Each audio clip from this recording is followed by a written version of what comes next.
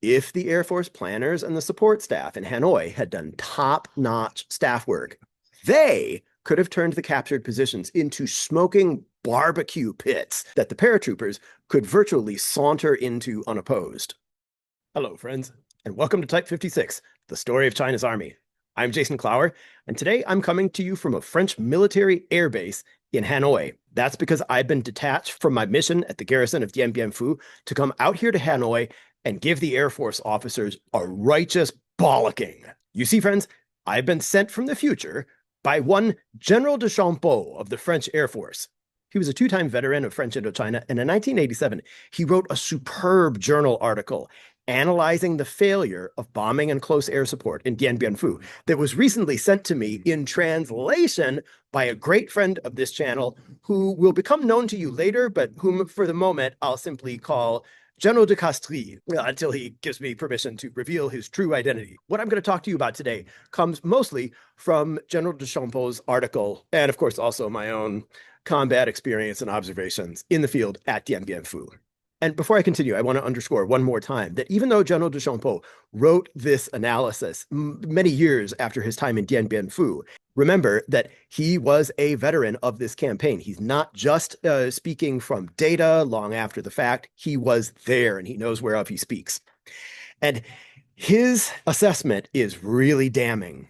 He specifically writes about the use of the B-26s to support the ground campaign in Dien Bien Phu, and he estimates that those B-26s caused just 10% or even as little as 1% as much effect as they could have. He gives a bunch of reasons, and if you want, you can actually go to the journal article and read it yourself. I'm going to cover the highlights here. One big one where he begins is that the ground attack aircraft could not speak to the commanders of the positions that they were supporting on the ground. Yes, they had contact with the Dien Bien Phu garrison through its air liaison office, but that's not the same thing as dropping your bombs to support position, say, Elion 4, and being able to talk to the captain at Elion 4. This was not possible. So that meant that the ground attack aircraft could only strike things that they'd already been briefed about. Now, I'm guessing that that meant that their information was about 2 or 3 hours old. Maybe they got some updates in the air. I'm not completely certain about that. Point remains, one way or another, the bomber pilots were acting on tactical information that was old. If there was something new tactically brewing on the ground between the time that they took off and they arrived over target a couple hours later, the planes had no way of knowing. General Giap himself could have been standing outside the wire going like blowing raspberries at the defenders, like a Monty Python movie. But there was no way for the defenders to tell the planes, hey, new target. General Giap is there. Come smoke his ass. So many opportunities got missed that way. And speaking of missed opportunities, the other bad thing was that if the pilots had been able to talk to the ground commanders, the ground troops could have planned cool surprises coordinated for right after the bombs went off. So, for example, suppose there are supplies outside your wire that have been misdropped and the defenders are hungry to get their hands on those things, but they can't just saunter out into no man's land. Well, if the defenders know that bombs are 90 seconds out on the mortars that are preventing them from getting to their misdropped supplies, well, you can imagine that they might plan some kind of maneuver off the shock that's going to hit those mortar crews when the bombs fall. Again, another thing that would have been possible if only comms had been better. And of course, it wasn't just a matter of lacking the hardware. There's a whole skill involved, I'm told, between getting the people on the ground and the pilots in the air to communicate to each other and sort of speak a common language that will get warheads on foreheads when they're needed. So it's not just hardware, it's not just software, but it's a skill that could have been developed and it wasn't. And it couldn't be exploited at all if there simply were zero communications between those two parties. Now it gets even weirder, friends, because you know who did have radios to talk to the planes? The artillery. Now, say what you will about the tragedy of the artillery planning and the artillery command at Dien Bien Phu. That is a story that I'm going to have to tell so carefully later so that I don't get demonetized. But leadership and planning issues and overconfidence aside, the French artillery was competent. They knew their work. And those artillerists were perfectly capable of, say, laying colored smoke on any Vietnamese target that they were commanded to, so that the planes could simply be told, hey, go find the yellow smoke and blow that up. This was a thing that they had done before, as recently as the great victory at Nasan that was supposed to be the model for the hedgehog defense at Dien Bien Phu. But this is amazing, friends, how institutions forget. Institutions can learn things, but if it's not written down, if it's not actively pounded into the heads of the people who are going to use it the following year, it evaporates. You can think of examples of this from Chinese military history, American military history, and here in French military history. Next, General de Champeaux says, back in Hanoi, the Air Force ground officers were habitually, systematically sucking. In that, they could easily have gotten much, much better effects from the work they were doing just by being switched on and with it. To wit, they were habitually making bad, under-informed, unreflective choices about the particular bomb loads, ordnance selection, and fuses. Real ordnance geek stuff. And General de Champeaux writes, they ended up making the particular choices they did of what bombs to drop, how to fuse them, that were the paths of least resistance for them, the ordies, but that left a ton of money on the table in the form of damage that they could have done to the VPA attackers of Dien Bien Phu. So bombs got dropped, but if people had just known their work better back in Ordnance on the air bases and chosen just more intelligent packages of bombs and fuses, the very same bombs that the pilots went to the trouble of dropping could have had much more lethal effect, which would have been dearly appreciated by the defenders.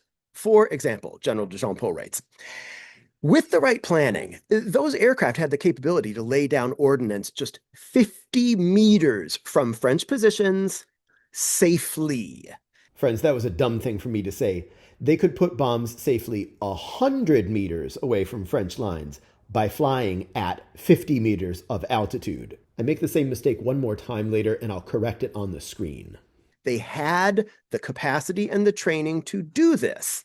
Why didn't they? He points out that when individual French positions, the 30-some little strong points that composed the larger Dien Bien Phu garrison, when those got taken over by the VPA, the standard plan was that the French paratroopers had to counterattack those in the morning and get them back. Otherwise, the VPA was going to be able to fortify them, and they had kind of like a little wedge into the geometry of the French defense networks.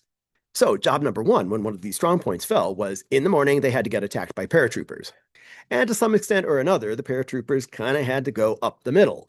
The VPA knew they were coming, and sure, the paratroopers made the most intelligent use that they could of the terrain, but the VPA knew Graham was coming to dinner. So General Champeaux points out, given the fact that the Air Force could put bombs safely 50 meters away from French lines if they wanted to, then the paratroopers didn't have to charge into machine guns. The Air Force could have come along before the paratroopers ever got out of their bunks, and they could just blow those captured positions to cinders before the paratroopers ever charged them.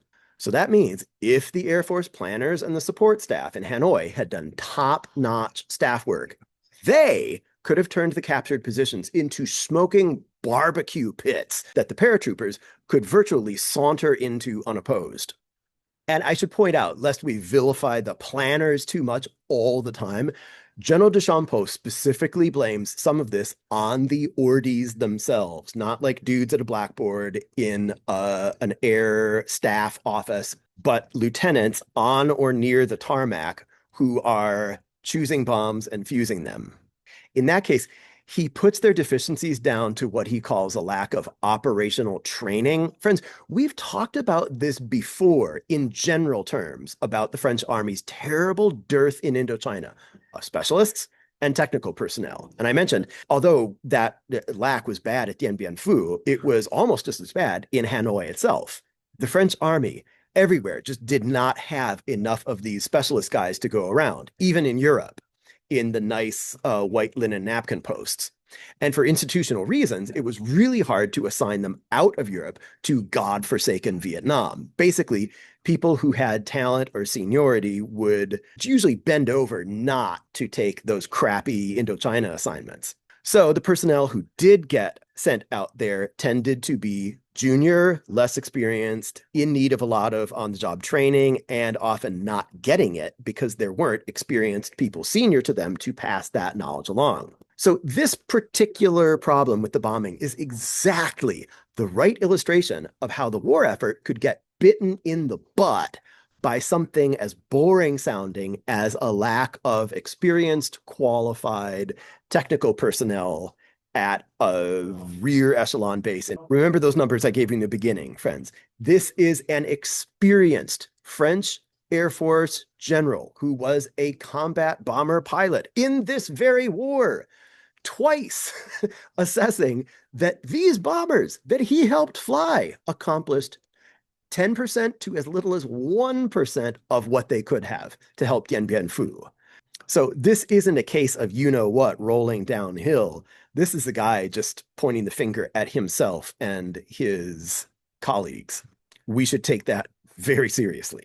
So what's the larger lesson of this for us in this course? It's that, once again, this is the price of not having enough numbers and skills in those unglamorous, oft overlooked technical billets far away in Hanoi. Sure, those people may not be the most swashbuckling chevalier de la France, and sure, maybe combat soldiers sometimes rolled their eyes at these so-called REMFs, but don't you think they would have liked to have air support that was as lethal as it could have been? Oh yeah, I think so. I think that might have even changed their minds about who was the biggest swinging you-know-what in the French Far Eastern Expeditionary Force. And wait, friends, because there's more. General de Champeaux is on a tear, and he is sparing no one.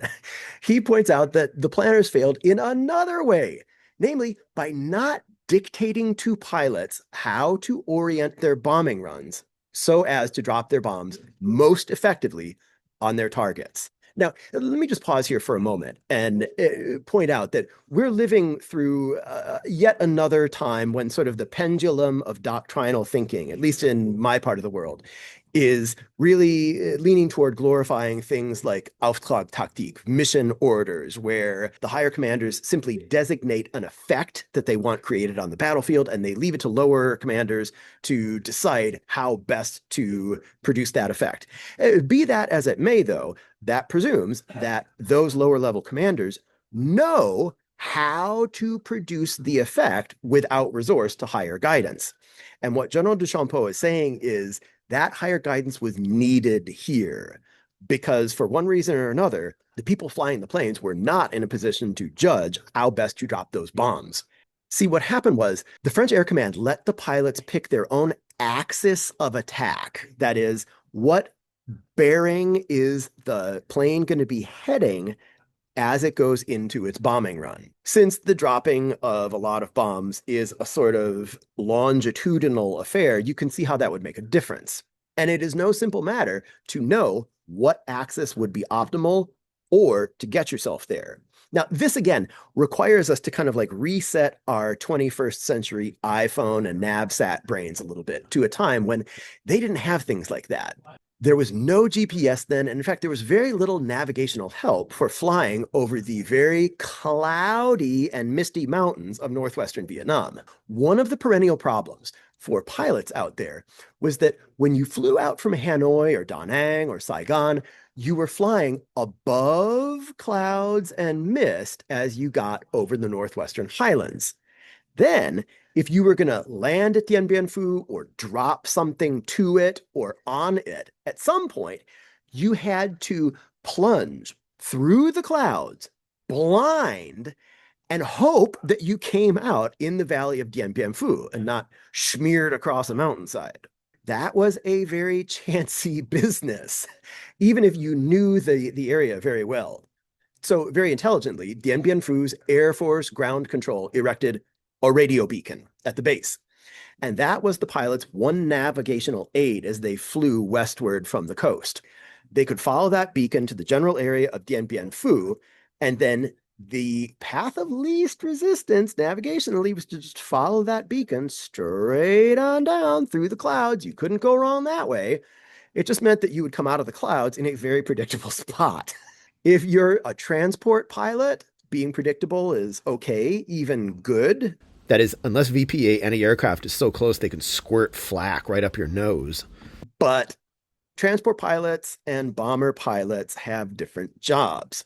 Once these pilots who are flying the B-26s got below the clouds successfully without exploding, and then they could see the valley, then the next trick was to find their targets. This was not obvious. They would have an assigned coordinates and maybe some kind of visual signature that they were supposed to look for, but it's not like the artillery had the courtesy to go mark the thing with colored smoke. And so the pilots had to sort of like look at their charts, look out the window, look at the charts, check out the plexiglass again. And all this time they're being shot at. They don't have a whole lot of loiter time, I don't think, over the area. They just don't have a lot of mental bandwidth to do fancy navigation. So they feel lucky if they can just identify the target, to say nothing of the most tactically effective way to approach the target, which might mean flying around for a while and hoping you don't get your wing blown off. So General de Champeaux writes, they tended to just follow the same couple approaches and landmarks, and with very little time, it got super easy for the Vietnamese AAA gunners to just sort of like point their gun at a known place that planes tended to come out of and then just wait there to smoke them. Friends, this is like me trying to shoot trap and skeet.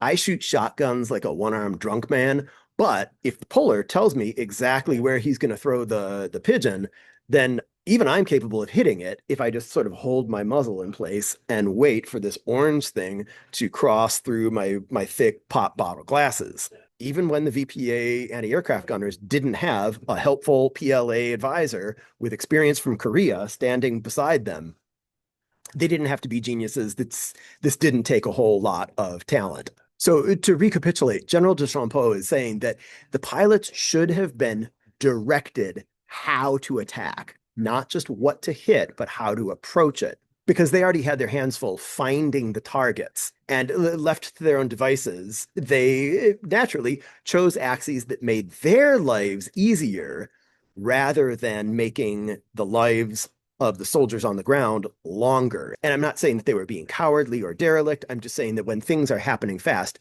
human minds tend to do things by rote, that we've evolved so that that helps us to survive, but it doesn't necessarily help ground pounders survive.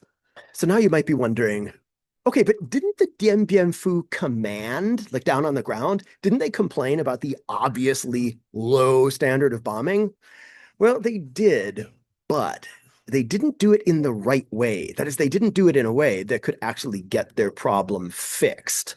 Sure, the grunts in Dien Bien Phu cursed the Air Force terribly, and in the command post, the Army officers were complaining to Hanoi by radio every night in increasingly desperate and foul terms. But ultimately, General de Champeaux lays this problem at the feet of Dien Bien Phu's own Air Force officers. Because remember, Dien Bien Phu was supposed to be an air-land base, and it had its own Air Force detachment. In fact, at one point, they had been running their own very busy airport. Now, by the time fighting broke out, those days were over, but they still had Air Force officers, and they still had lots of jobs to do. One of their functions should have been intelligence.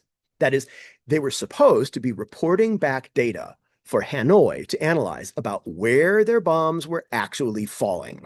So basically, that means the Air Force personnel on the ground in Dien Bien Phu should have been acting kind of like artillery observers. They were supposed to take it upon themselves to basically correct the fire of the bombers. Now, granted, you couldn't do that like you would with a mortar crew and like have them shoot a ranging shot and then correct it and help them to walk their rounds in. The nature of air raids is you can't do ranging shots. Each raid is this discrete freestanding thing that has to be planned in advance. And so that means that to kind of correct their fire, you have to do it cumulatively over a period of time. And there has to be an intelligence officer somewhere gathering data about various raids and slowly refining it to make the bombs fall in the best places.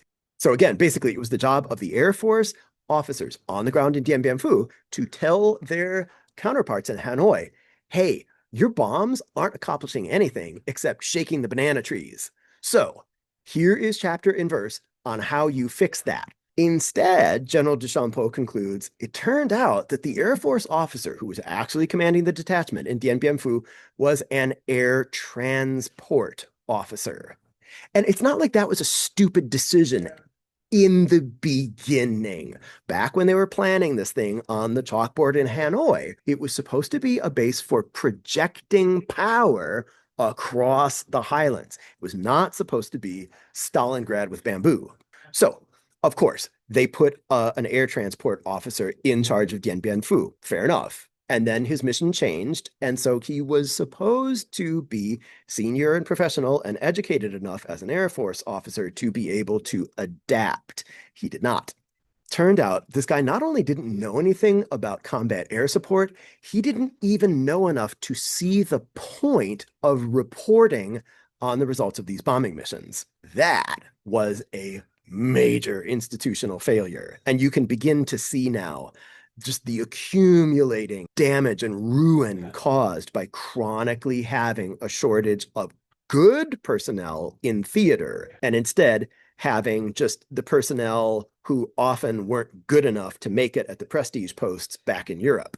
But General de Champeaux doesn't let the army officers off without any blame. Also, he remarks that like the Air Force officers, they simply did not understand why reports like that were important. And so they didn't want to clog up their comms network by sending them. General de Champeaux interviewed one senior officer, who I think was a land warfare officer, who told him, in effect, until right this minute, talking with you, I just thought those reports were bullshit paperwork. I didn't know that they actually mattered. Oh, but it did matter. It mattered a ton. Because once again, unlike, say, a mortar crew, the Air Force can't fire ranging shots and then walk mortar rounds onto the target. This has to be a more kind of abstract intellectual affair. Once again, those pukes in the rear are actually doing valuable work. It's just that it's sort of invisible. And when it works great, you have what's called an invisible beneficiary problem. The people out at the sharp end don't even understand how well they are being served because they don't see the calamity that would unfold if those people in the rear weren't such consummate professionals. Last part, friends, and this is the part that we usually read about first and maybe exclusively in accounts of Dien Bien Phu. The French Air Force ended up getting badmouthed and slagged off by the grunts in Dien Bien Phu, who were increasingly angry, not just with the air transport pilots for not dropping more accurately, but also with the bomber pilots for not putting their bombs where they were supposed to be. And General de Champeaux, who again was one of the guys flying those bombers, actually agrees that they were right. He reports that Air Force personnel in Indochina weren't just poorly trained for their missions, but poorly motivated. Remember, Indochina was not a glamorous post for these guys. I mean, sure, in the colonial army, there were some kind of hard-bitten, disagreeable, misfit, rogue hero types who didn't care about a clean cot in a fancy division back in Europe. They wanted to be out in the dirt and the stink and the manure fertilizer of Indochina, where rules didn't matter and you could fight by the seat of your pants. But looking back at our discussion today, it may be that too much of that turns slowly into a French Far Eastern Expeditionary Force where lots of potential lethality is going unrealized because there's a chronic shortage of people who are kind of by the book, slide rule military professionals who have been to the academies and the training programs and have all the various qualifications and are scientists of warfare. And it was certainly true that in the Air Force, Indochina was kind of the last chance post. So sure, the army maybe had those jolly misfits who were square pegs who fit right into Indochina, but you can't really say the same thing for the French Air Force. That was an intrinsically technical service. And the impoverished Indochina theater was not a romantic place for them. It was underfunded and crappy. The working conditions, I'm sure, were just much worse. Your quality of life was not going to come from everyday excitement. Doing your job well actually demanded that you regiment yourself to the chronic but strategically important boredom of thinking slowly and carefully and being very, very patient and long suffering. And serving in Indochina was not as good for your career as serving in Europe. So you tended to get two kinds of people in the French Indochinese Air Force: the kind of lower performers who didn't make it in Europe, and short-term non-career officers for whom this was a period of service, but it wasn't going to be their life's work. In a word, they were not sending their best. And finally, General de Champeaux points out that the pilots, too, tended to be converted transport pilots. Now, bully for them for making that difficult transition, but he points out that culturally, the pilots and their unit commanders inhabited this transport frame of mind that was more like that of a truck driver than a warrior. As General de Champeaux writes, the B-26 groups did not attack the enemy, they carried bombs. And he just flat out says they were poorly motivated and they were not willing to make the jump to thinking like killers of men rather than bus drivers. Friends, there's so much more to General de Champeaux's 1987 article. I'll give the reference down in the show notes. Still a gold mine of other stuff and little nuggets there that I didn't have time to pull out and polish for you. Friends, that's the call from my flight. I have to parachute back into Dien Bien Phu, into danger and gunfire. If my plane isn't blown out of the sky and I survive the jump, I'll resume contact with you when I'm back at base. Until then, if you like this sort of content, please like and subscribe. Please consider sharing, and you might even consider visiting our Patreon page. But this course remains free to all the world's workers, soldiers, and peasants, and even the staff officers and those nasty rear echelon pukes, because it turns out their work really, really matters. Friends, I can't wait to talk to you next time.